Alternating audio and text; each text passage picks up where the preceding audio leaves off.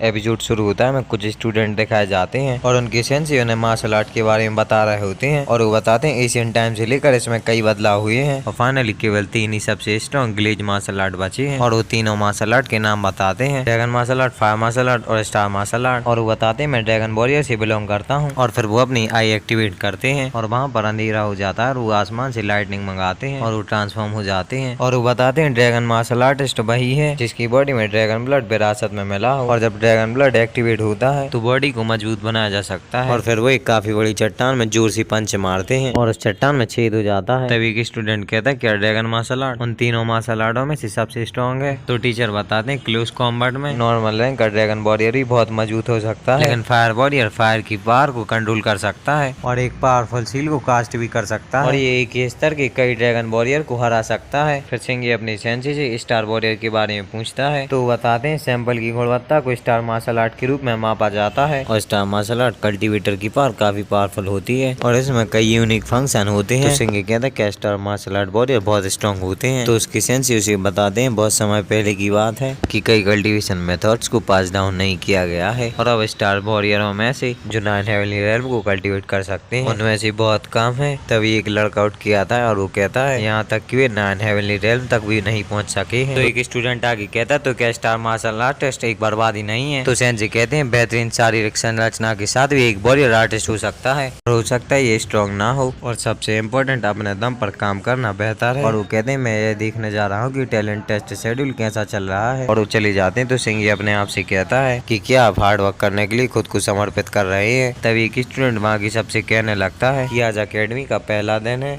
और फिर हम एक ही क्लास में होंगे और वो कहता है आपसे तुम लोगों को एक बात समझनी होगी कि मैं इस क्लास में हर चीज का इंचार्ज रहूंगा। तभी एक